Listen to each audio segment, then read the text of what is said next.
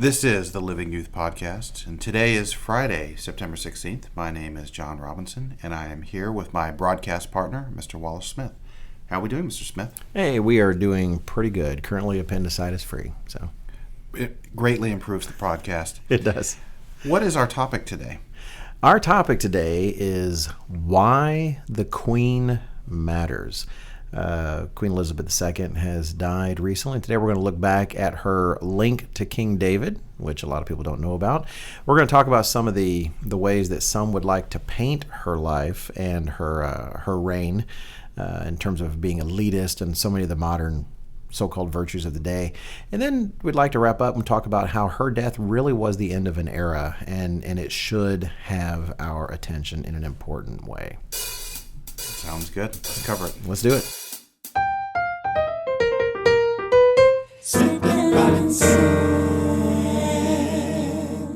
Thank you again, Jake and Julia, and welcome everyone to the Living Youth Podcast. Again, my name is Wallace Smith here with Mr. John Robinson. And I should say here at the very beginning before we get started that I apologize. We did not have anything up last week. That really is on me. We knew Mr. Robinson was going to be out, and we had already planned that I was going to do maybe one of our 5 questions with someone here at headquarters, or a different video, or just put something else up. And man, it was a crazy week, and it was an important week. We're working on a brand new booklet, and so it was definitely chock filled with worthwhile work. But regrettably, it wasn't until it was far too late that it hit me. Oh wait, I actually did not put anything up for the site and for the podcast. So my apologies for that. You know, it reminded me, I was relating to somebody else. So my old job, my career before coming into editorial and working for the church, you know, you keep the feast every year. So at work, you know the feast is coming, so you're pushing to get all these projects done last minute and get your part done and get it into somebody else's, inbox Right. to take care of. But now everybody we work with is doing the same thing. So as we get closer to the feast, everybody is trying to get their pre-feast stuff done and off into the other queue for other people. And so that is right. It is very intense. It's like there's a movie that my family really likes, and there's a point where a young woman asks her grandfather how he's doing, and he says he's blessed with work. And so definitely as the feast comes up, we are all blessed with work, and it's pleasantly intense. But Mr. Robinson, you were gone last week. I hope it was a refreshing time off for you. It was excellent. This only started a few years ago, but we tried to take off. July and August were so busy this year, it didn't work out, but it's beginning to be a little regular that Labor Day weekend. And we go out for 3 or 4 nights, and we have a little place we go where we camp out, and it's by a creek side, and like all people with lots of first world problems, we bring a pop-up tent that takes Right. 60 seconds. Doesn't that's shed nice. water very well, but it goes up really quickly. And it's just, that location has no cell service at all, so you have no choice. I mean, we can drive into town and get some signal, and we did once a day to check on things, but you're disconnected. And I was pleasantly surprised this year how quickly I adapted to it. Like I didn't even, Really? You stop carrying your phone around. You actually don't even pay attention to keeping it charged as much. But it's just a beautiful area up in the mountains, and you really do come back restored. There's nothing like plunging yourself into like 45-degree creek water to reset things. Well, I tell you, Dr. Douglas Winnell, he's always one of the things he encourages people for their health is to get outside, be exposed to nature, what God created, and studies reflect that just we resonate with nature, the sound of water, seeing trees. It's important for us. And I don't know if it means anything, but when I saw you on Monday, you looked rejuvenated somewhat. I felt it. 10 times more handsome. You stood taller. I made that last part up, but regardless, you look keep rejuvenated. Okay, let's get to our point. All right. We titled our last one we did about why the work matters, and I think this is an interesting, and we thought it was worth using the title again because since last time, Queen Elizabeth II has died after a reign of 70 years, literally the longest reign not only of any king of England, or king or queen, a monarch of England, but as we'll talk about, a monarchy that goes much further back, and as best we can tell, one of the longest reigns ever, even in that line. There's so many people talking about it in terms of newspaper articles and commentaries on the news, documentaries, and everyone's doing their best to get material out about that. But there are some things that we have from a biblical perspective in the Church of God that are worth discussing about this. And when you really do look at it all, you come to recognize that the Queen mattered. Queen Elizabeth II and her death, her life and her death, that they actually really matter in important ways. In fact, many of you, all of you, your family, you and your families, you're going to be receiving the coworker letter from Mr. Gerald Weston. I just read his draft yesterday. It looks fantastic. I strongly recommend you read that. He has some wonderful things to say about the Queen that are very specifically important for us as Christians. And I highly recommend that whenever that comes in to your parents or to you, if you're a young adult and get your own, that you do take a look and you do read that and think about those things. We will have an article in the December magazine, which is the next magazine to come out as well. At least one. I'm working on one concerning leadership and how her life and death plays into that as well. But here for the podcast, we're going to focus on 3 specific things that we thought were worth highlighting to you as teens and young people in the church. And the first of those things is something that a lot of people don't understand, and Mr. Robinson has done a lot better show prep than I have in terms of getting ready for this, and that is the fact that the Queen's lineage as a ruler in the nations descended from Israel, which, again, if you don't understand that, we have a booklet on that. We'll bring it up more than once probably today, but the United States and Great Britain in Prophecy, that booklet, her lineage as a regent, as a queen, as a ruler in the nations of Israel, it's not just British. It actually goes all the way back to King David's own throne and his reign. And Mr. Robinson thank you, Mr. Robinson, for doing so much more work on this that we can kind of summarize these things for everyone. Take it from there. How do we understand this? Well, if you go into the United States and Great Britain and Prophecy booklet, there's one chapter in particular that focuses on this. And I put together just a brief outline. We didn't want to take a lot of time with this because we really do recommend our listeners to go back. And even if you've read it, it was really helpful for me to go back and read it again and refresh my understanding of it. And what a good time to do that with exactly. everything that's in the news. Exactly. And so what you'll find is fundamentally God made some promises to Abraham. Abraham lived by faith, believed in God, was obedient, and God made some promises to him, but not only him, his descendants. And so his son Isaac, who had Jacob, so Abraham, Isaac, and Jacob, and then Jacob, who eventually had the 12 tribes, which became a large nation. Well, over time, the 12 tribes all eventually went into captivity, and even then, over time, they migrated to all corners of the earth, although initially they ended up primarily in northwestern Europe. But even today, the modern nations of Australia, New Zealand, South Africa, Canada, the church teaches, rightly so, that those are Israelite descendants. And around 1800, God began to fulfill those promises to Abraham's end-time descendants, but particularly to Britain and the U.S. There's more detail in there, which I recommend, but here's 2 excerpts from the booklet that will help summarize why the church believes that you can trace Queen Elizabeth II's lineage all the way back to the throne of David. So this is from the booklet, chapter 5, I think. God explained to David that while he might punish his descendants for their sins, he would not remove the kingdom from his line as he had done with Saul. What happened to that line of kings? History records that King Zedekiah, a descendant of David, was the last king to sit upon the throne of Judah in Jerusalem.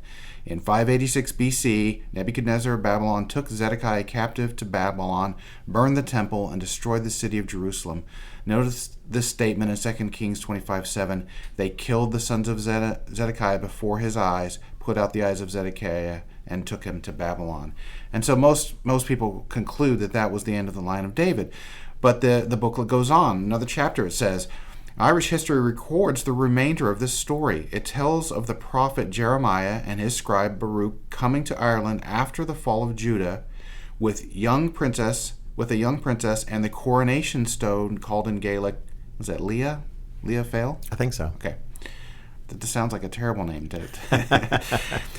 In ancient Irish records, the princess was named Tia Tephi. She married the son of the High King of Ireland. Their descendants reigned from Tara in Ireland for many centuries.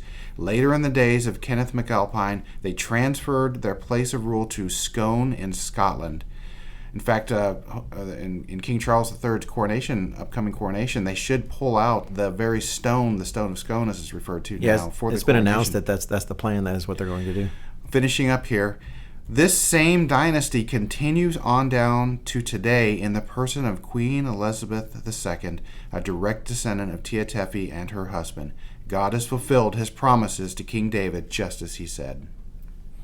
You know, we have a whole telecast actually titled The Stone of Destiny. I think I tweeted it out because of all the news going on, and that's by Mr. Gerald Weston. I encourage you to watch that. And by the way, I do understand it's pronounced differently. We tend to say scone. I'm not sure if the British say that. I think the Scottish say scone or scoon. That is exactly right. Where is that promise? He referred there in that paragraph to God's promises to David. And you can see it in more than one place, but I like to key in on the prophecy in Jeremiah chapter 33, because this is after Jeremiah is prophesying about the fall of Israel and Judah and you know what's coming.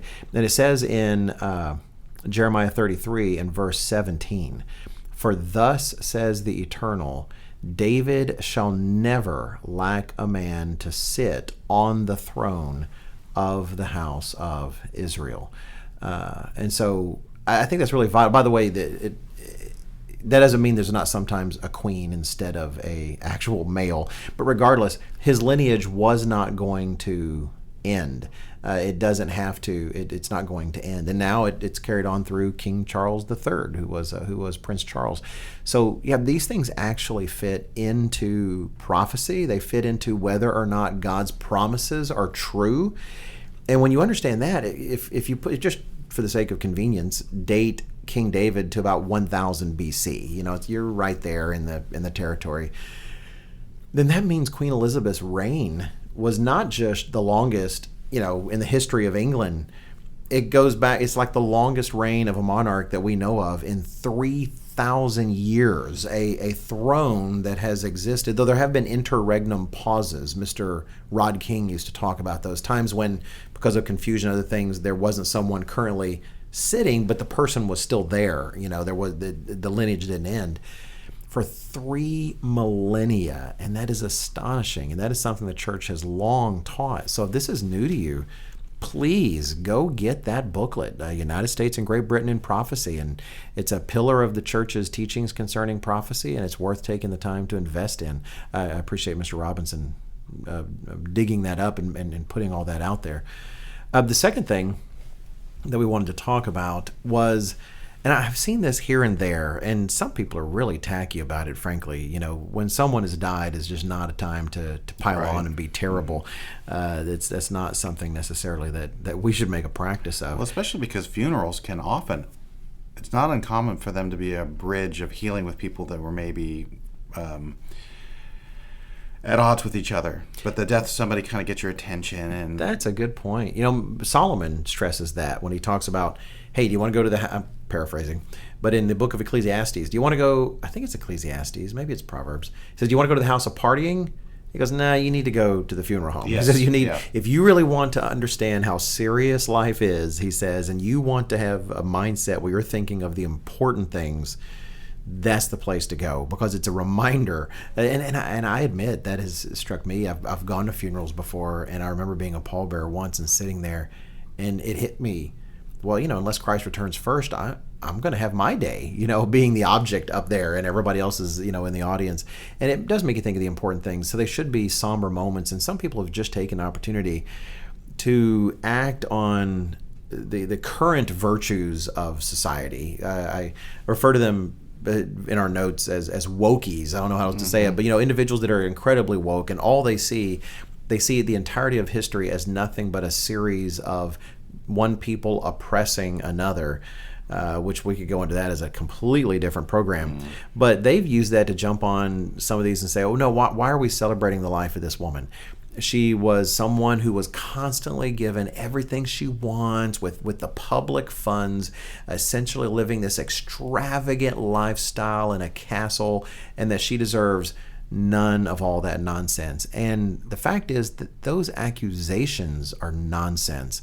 I want to highlight to every teenager and every young adult listening to this podcast, do not fall into that trap where people want to use just ideas about, money. Oh, look at the wealth, look at the grandeur, and use that as some kind of signal to point to a human being as to why they shouldn't be looked upon in any kind of positive light, or to characterize the history of an individual and what they represented in the fad lights of the day, in terms of how we just want to, we want to fit the virtues that are currently popular, not the virtues that are eternal. And I feel like that's so much of what's going on here with the Queen. There's this great clip out there of her when she was really young. I think she ascended to the throne at 25. I think she was 25. She died at 96, 70-year reign, and there's like a few fractional years in there. I think she was 25. When suddenly she's queen of really one of the greatest empires the world has ever known. And it's great. And she has this kind of classically, I don't know how you describe the way her accent when she does this, but she talks about how she will devote her entire life to the service of her people, of England, of all the properties that were associated with England, this great imperial family, she says, that all of us are a part of. It's a beautiful clip. Maybe I can even find a link to it and add it to the Living Youth website along with this podcast. But there's something that there should be something respected about that. There's something that should not be dismissed. And Mr. Weston does highlight this. That's, again, I think it's early in the letter. Please read that letter when it comes into you or to your family. But it means something. They didn't, she didn't ask for the calling to be queen. That's one thing about her royalty. You don't ask to be queen. She didn't ask to be elected. She didn't pursue it. She had absolutely no choice. She was born into this position. And as Mr. Weston will highlight in his letter, not all royals have taken to it well. Many of them have cracked under the pressure that this represents, or they've just rejected the calling of service that it represents.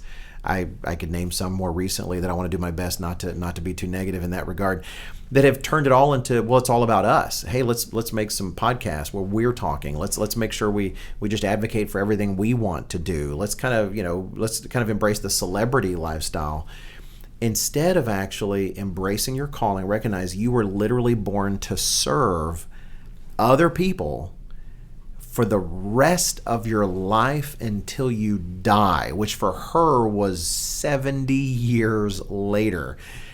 And that's what should be the focus. And in terms of extravagant lifestyle, she's not she didn't live the life of, say, Hollywood people that rake in all this money and do whatever they want with it. Literally everything she had was meant to help her serve in her role as queen, was meant to serve the people for the ways in which a monarch is supposed to serve the people.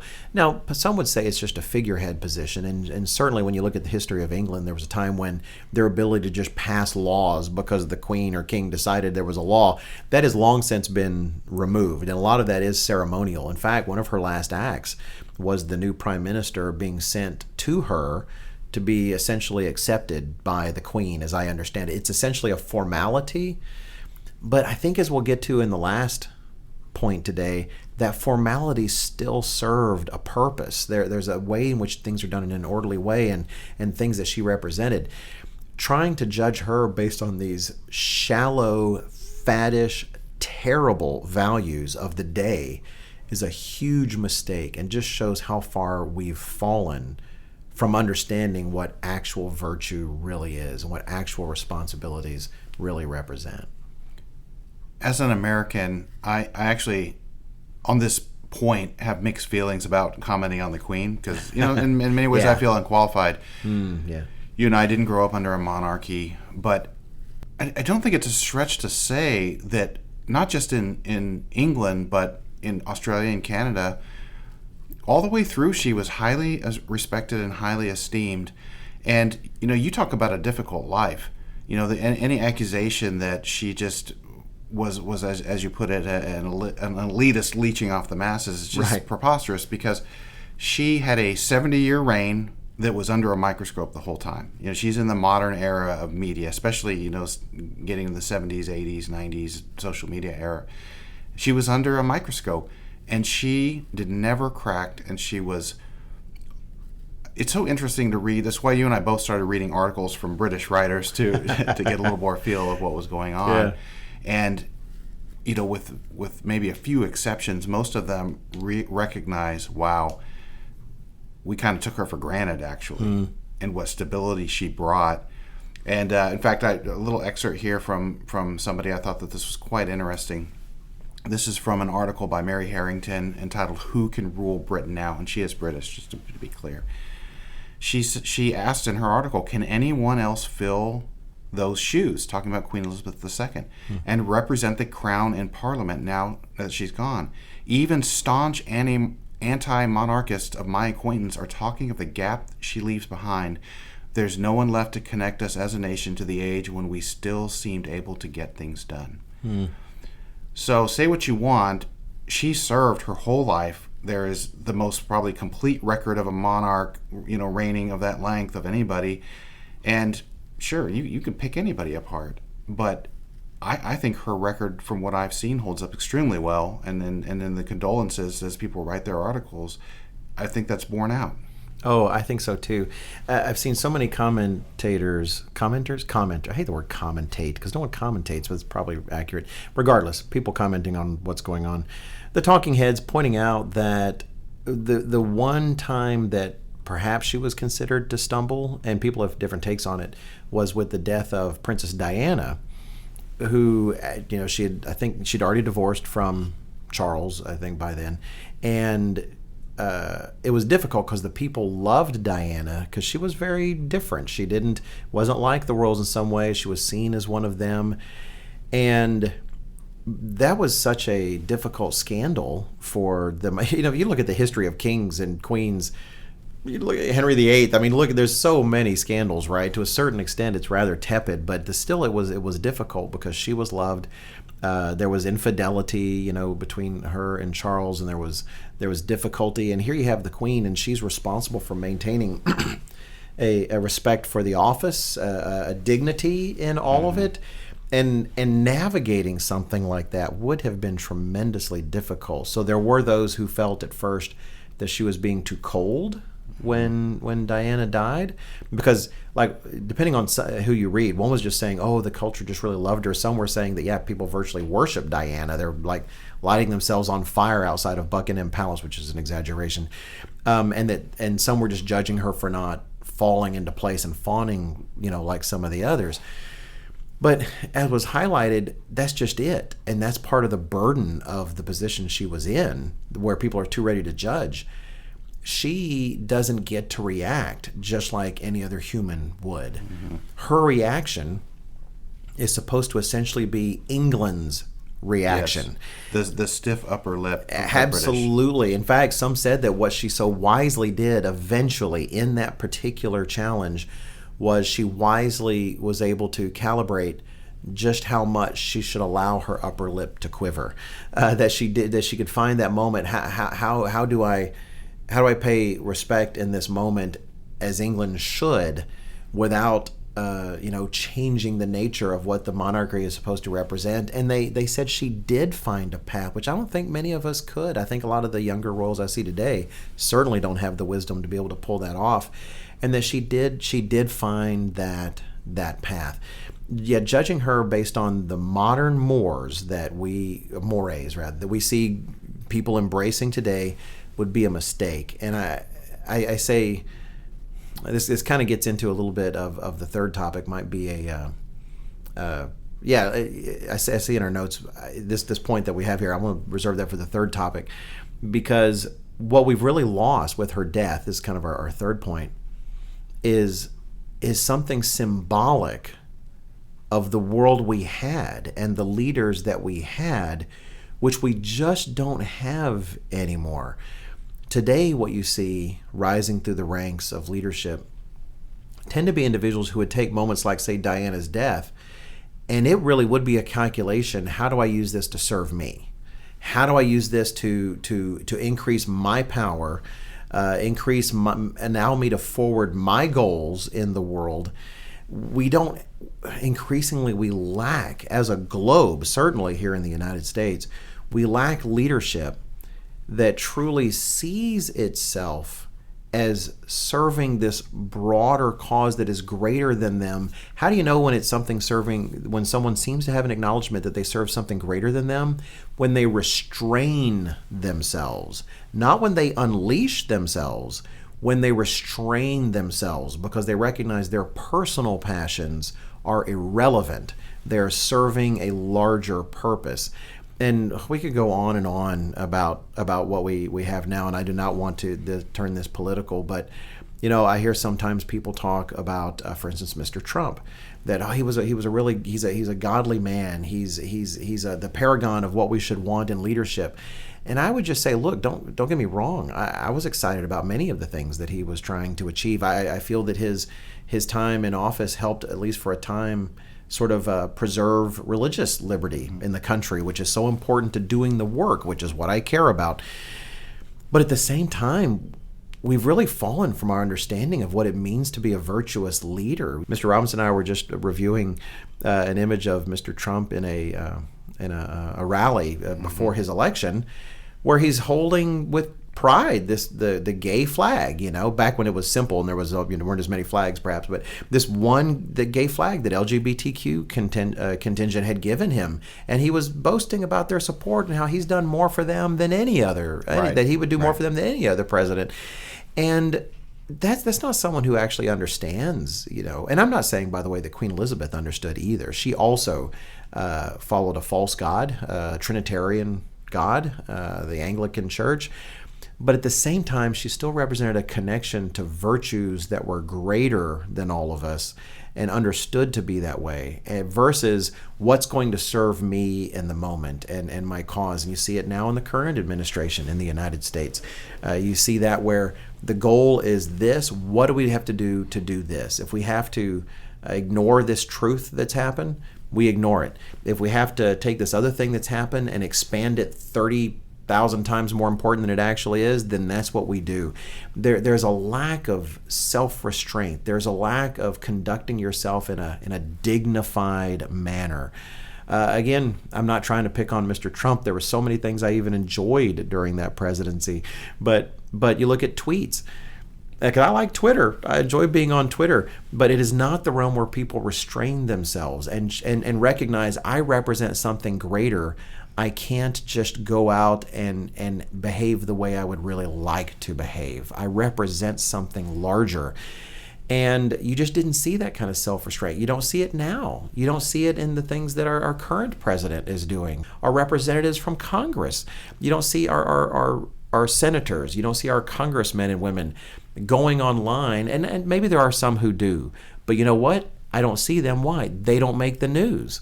The ones that are being amplified are the ones that are completely, they'll use the worst of names to call other people. They'll whether it's true or not, it's kind of irrelevant as long as it keeps the masses stirred. What we lost with Queen Elizabeth, among many things, was someone who represented a time when leaders and people restrained themselves and sought to conduct themselves in a dignified manner. The world she represented was a world of stability, a world of steadiness, and a world of constancy, in which the past was not something that's just meant to be ripped apart constantly and cast aside, but the past was something that we should build upon, take those things that are good and build upon them. God teaches us to honor the hoary head, which is a weird old way of saying people with gray hair. some of us, of course, no hair, but take the older person and honor them because they represent a connection to the past. They represent a collected wisdom over the years. The Bible talks about not moving the ancient landmark. There's a reason those things are there. There's a reason that your fathers' put that landmark in that field exactly where they did. And don't presume upon yourself that you just know, oh, we need to put it someplace else. Right. Don't. If there's a long-held tradition, we should be very slow and careful about removing that tradition or changing it in some way, because odds are it's been there for a good reason. Yes, it doesn't mean that it doesn't need to be changed, but the rush to change it is a mistake. Right. And the Queen represented in her life that understanding that we don't rush to change the ancient things. We consider them carefully because they were there. They were there for a reason. Well, her death as the end of an era that's not an original take. I mean, a lot of people really feel it. I mean, anytime anybody would reign for 70 years, good or bad, that's an end of an era. Some have called it the end of the second Elizabethan age or the second Elizabethan era. That's probably a good way of framing it. I think it is. We were out in our little campsite, and we were there with some relatives, and a member of their family came in kind of late, and it was on Thursday. And he said, oh, by the way, the Queen died. And it felt like a scene in a movie where somebody walks into the saloon and the piano player stops and everybody turns and looks at him. I mean, all four of us, it hit us immediately. And, a number of thoughts go through your brain pretty quickly. And one of them was my realization that, and I think a lot of people felt this way, because her reign lasted so long, we kind of ignored the fact that eventually she would die. It just kind of felt like it would go on forever and ever. And for me, after a little bit of thought, it reminded me very much of the lesson of King Josiah in the Book of Kings. And if you'll indulge me, Mr. Smith, I'll go through my lesson. I hereby indulge you. Okay, so for our listeners, this is towards the end of the record of the kings of Israel, and Josiah was widely considered the last good king of Israel. I mean, the Bible highlights that. So Josiah became the king of Judah at the age of 8, and about 18 years into his reign, the high priest Hilkiah was in the temple, and he found a copy of the law that had been hidden. I don't want to spend much time on this, but it's an indication that they hadn't had a copy of the law for some time, which is kind of amazing. Yeah. And so they get it out and they show it to the king, and they hadn't read it in a while. And so in 2 Kings 22:11, his reaction was, now it happened when the king heard the words of the book of the law that he tore his clothes. And skipping over the story a little bit, he realized pretty quickly how wicked the nation had become, and that they've definitely angered God. And I always think of Mr. John O'Gwen's voice in my head, because I probably listened to this section of his recorded Bible study a number of times. He said, when they read it, they knew they were in trouble, but they didn't know how much. So he sends one of his men, the high priest and some others, to go inquire of the Lord. And so I want to read this section to you, because I don't know how much of a corollary there is, but it felt like this a little bit to me when Queen Elizabeth died. This is what it reminded me of. So he sends his men to inquire of the Lord, and God responds to them. 2 Kings 22, verses 16 through 20. Thus says the Lord, behold, I will bring calamity on this place and on its inhabitants, all the words of the book which the king of Judah has read. So he's acknowledging that, yes, what they read and what Josiah read was that they've analyzed it correctly. There is a problem. Verse 17. Why? Because they have forsaken me and burned incense to other gods, that they might provoke me to anger with all the works of their hands. Therefore my wrath shall be aroused against this place and shall not be quenched. In other words, God was set on what he was going to do. Verse 18, but as for the king of Judah, who sent you to inquire of the Lord, in this manner you shall speak to him. So he's addressing Josiah. Thus says the Lord God of Israel, concerning the words which you have heard, because your heart was tender, and you humbled yourself before the Lord when you heard what I spoke against this place and against its inhabitants, that they would become a desolation and a curse, and you tore your clothes and wept before me. I also have heard you, says the Lord. Surely, therefore, I will gather you to your fathers, and you shall be gathered to your grave in peace, and your eyes shall shall not see all the calamity which I will bring on this place. So they brought back the word to the king.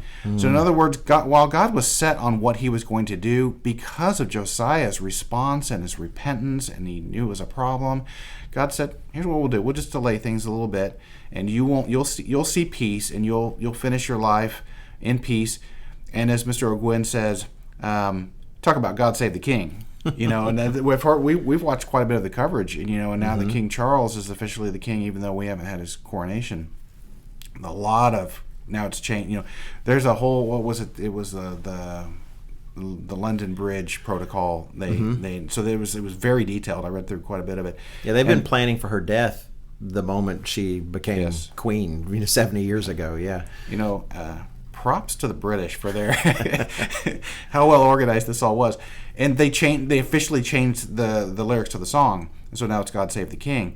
Well, if you were living at this time, boy, were you hoping that Josiah had a good, long life. Yeah. Because when it was over, it got ugly in a hurry. Oh, wow.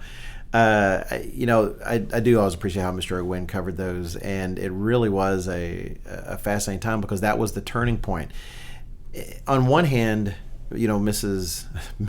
Queen, Queen Elizabeth was, she wasn't a ruler again who was making laws, etc. But I do think, in the same way, like Josiah, there's a turning point here. I want to make sure I elaborate, because it depends on which politician I'm talking about. I get accused of picking on them. I've been accused of being in the magazine a hardcore Republican and a Democrat, a conservative and a liberal. That's part of it's because God's way doesn't match anything. Let me highlight back to even Mr. Trump, and for that matter, Mr. Biden. I'm not actually saying that they weren't doing what they were elected to do. That's part of what's fascinating, and that's part of what makes this an era change. Mr. Trump was elected by the people who wanted him in office, wanted him to be a bare knuckles brawler who fought for the things they wanted. They wanted a border, wall. They wanted changes to this. He was exactly what the people, his biggest supporters, wanted him to be. So I'm not, in that sense, knocking him for that. Mr. Biden has done the same thing. They saw in him a vehicle for undoing much of what they didn't like about that, and also achieving the kind of change they wanted to see in the world. And in that sense, which is democracy, kids, that's the way it works, and that's how things fall apart, and that's why we understand the church. It is not a way God would want his people governed. The leaders are what the people want. It's what they put in place, and it's what they're accomplishing. And of course, in a divided world, which is increasingly divided like ours, then not only do you have people with such passions that they want their people to be bare-knuckled, unrestrained fighters, insulting the other side as necessary, making fun of their ideas in whatever ways works to denigrate them and to put them down. And God does not want us getting caught up in this spirit of political carnality, but that's what's different.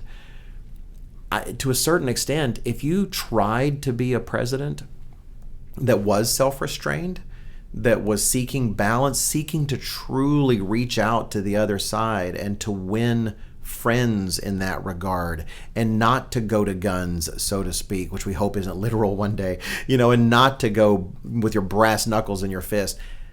Increasingly in our environment, it's hard to imagine that such a president would prevail. He wouldn't stir his support, whether it's on the right or the left. Wait a minute, he's not going to go all out to get everything I want? I'm not voting for that guy. I'm going to vote for this other guy. I don't think you could have, in today's environment, especially in a democracy, a leader that reflects the kind of self-restraint and dignity and just personal integrity that she did. You have a lot of people. I remember people supporting President Obama because they assumed when he said that he believed marriage was between a man and a woman, that he was lying. They even said as much. I remember reading an article about it. I think it was the New York Times, could have been the Wall Street Journal. I wish I'd pulled it up, didn't think about it. They were starting to get worried because he hadn't made significant changes concerning homosexuality and the potential of them to supposedly marry. And they thought, well, we're worried. Maybe he wasn't lying. Maybe he actually was telling the truth. And I remember thinking at my time, is that where we are as a country now? Where we're rooting for our leaders to have lied about what they actually believe.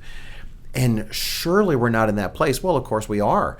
A lot of people don't care if their leader, the president they've elected, whether it's Mr. Biden now, whether it's Mr. Trump in the past, they don't care if they've, Mr. Obama before him, they don't care if they've lied. As long as he's doing everything it takes to get exactly what I want in the world, to get me the higher taxes or lower taxes or the green policies or the leave businesses alone policies, whatever it takes, he's got to do it, because that's... Queen Elizabeth represented a time when integrity mattered so much that you didn't do that. You had a responsibility to be right, and that requires a self-restraint. It requires a carrying yourself with a dignity that requires you to respect other people, even if their positions are something that you deeply disagree with.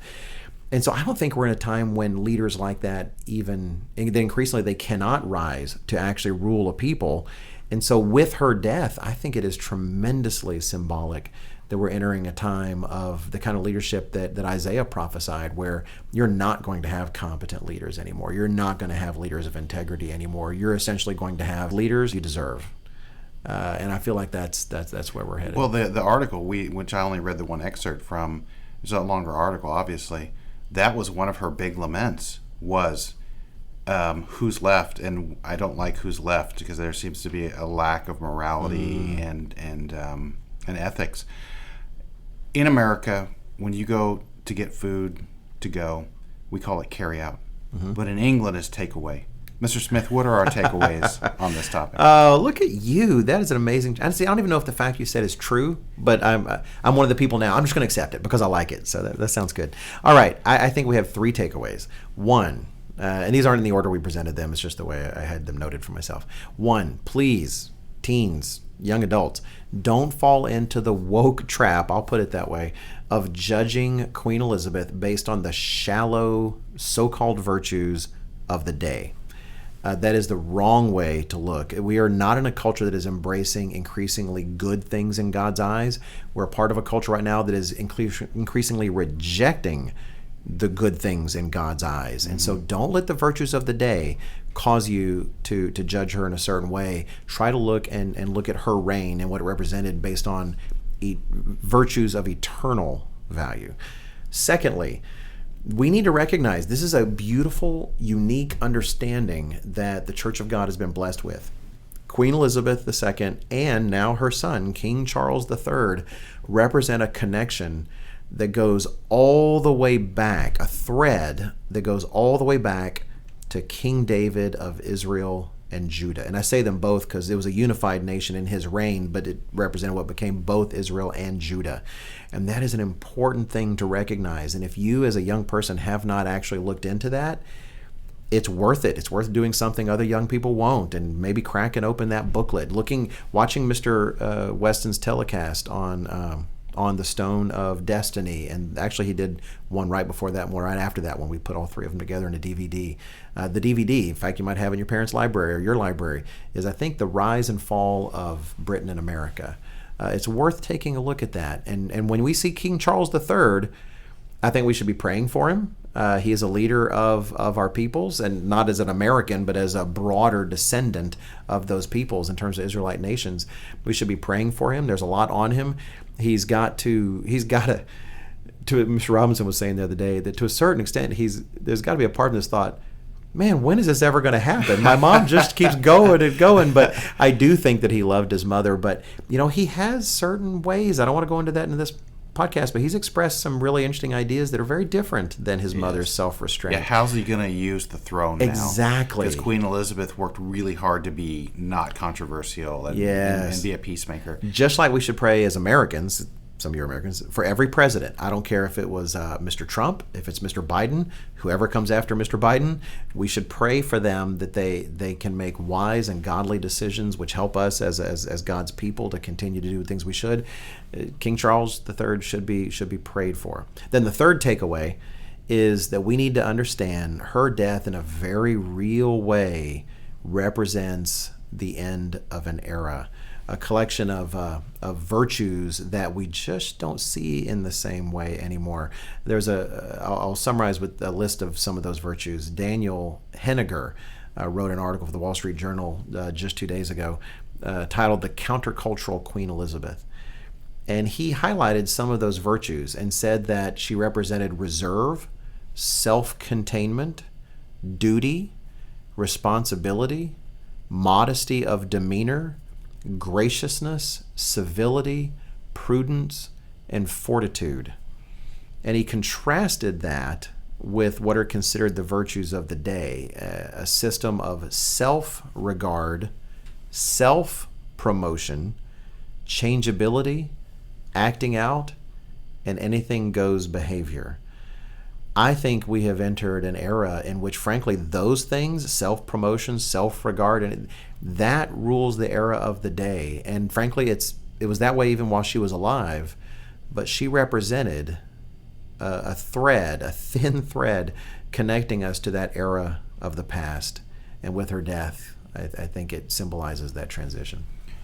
Well, with the end of that era, and who knows what the future holds, but things aren't looking good, and you wonder if we're going to descend into a real worldwide chaos in the near future, just as it did after the death of Josiah. But another church, well, I guess many churches believe this in one way, even though it's in error.